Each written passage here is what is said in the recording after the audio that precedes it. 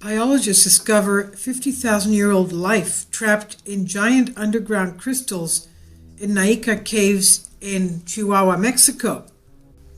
They found weird life trapped in these giant underground crystals. Floating in pockets of fluid, microbes are likely new to science and may be up to 50,000 years old, say NASA researchers. February 17th article, Boston, Massachusetts. They say that creatures that thrive on iron, sulfur, and other chemicals have been found trapped inside giant crystals deep in the Mexican cave. The microbial life forms, most likely new to science, if the researchers who found them are correct, the organisms are still active. They're alive, even though they've been slumbering for tens of thousands of years. So if they verify this, the discovery adds to evidence that microbial life on Earth can endure harsher conditions in isolated places than scientists previously thought possible.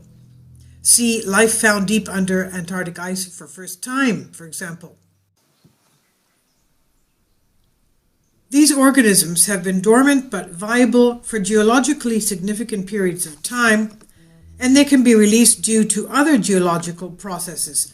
This is what NASA Astrobiology Institute Director Penelope Boston announced. She's the person that announced the find today, February 17th, at a meeting of the American Association for the Advancement of Science. Quote, "This has profound effects on how we try to understand the evolutionary history of microbial life on this planet," end quote.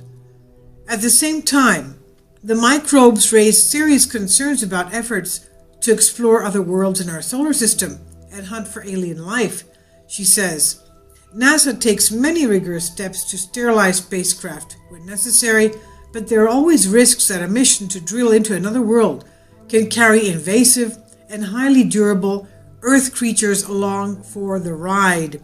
See, going to Mars could mess up the hunt for alien life. Quote, "How do we ensure that life detection missions are going to detect true Mars life or life from icy worlds rather than our life?" End quote. This is what Boston asks. She adds, "Aspects of my work illustrate that extreme toughness of life on Earth and the restrictions that place on us." Now, these microbes are bubble bugs. The microbes are adaptive to survive in the extreme environments inside the caves. The caves of crystals in Naica mine in the northern state of Chihuahua in Mexico. Operations to haul up lead and silver involved pumping groundwater out of the vast underground caverns, which revealed a labyrinth of massive milky white crystals, some of them reaching more than 30 feet long. Boston took samples from pockets of fluid trapped inside these crystals back in 2008 and 2009 under the auspices of New Mexico Tech. Her team was able to, quote-unquote, wake up dormant microbes in that fluid and grow cultures, she revealed today at the meeting. She grew cultures from these dormant microbes. The organisms are genetically distinct from anything we know on Earth, according to her team's analysis, although they are most similar to other microbes found in caves and volcanic terrain as well. Previous work dated the oldest crystal in the cave at 500,000 years old. Based on those calculations for the crystal growth rate, her team believes the organisms they have growing in the lab had been inside their glittering cocoons of the crystals from somewhere between 10,000 and 50,000 years. The work is being written up for publication right now, has not yet gone through the peer review process, the standard first step in verifying a scientific find and discovery. That makes it hard for other experts to say much about the claim for now. Quote, "But reviving microbes from samples of 10,000 to 50,000 years is not that outlandish based on previous reports of microbial resuscitations in geological materials hundreds of thousands to millions of years old," end quote. That's what Brent Christner notes. He's a biologist at the University of Florida in Gainesville. For example, other scientists report an ancient microbial life found in glacial ice, encased in amber and trapped in salt crystals. However, the amount of skepticism associated with these studies usually correlates directly with the age of the claim.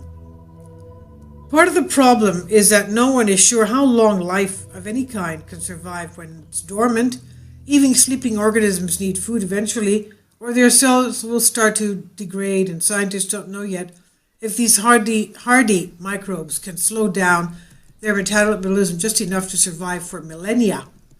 So it's possible for the organisms, these little bubble bugs of microbes from Naica giant crystals in Mexico, are eking out a living using the limited energy sources in the fluids in which they are found in the crystals. Christner adds, perhaps they are surviving by eating dead microbes that weren't so lucky. Young interlopers. But there's also a chance that the Naica microbes didn't come from inside the crystal at all, but from the pools of waters which are surrounding the crystals.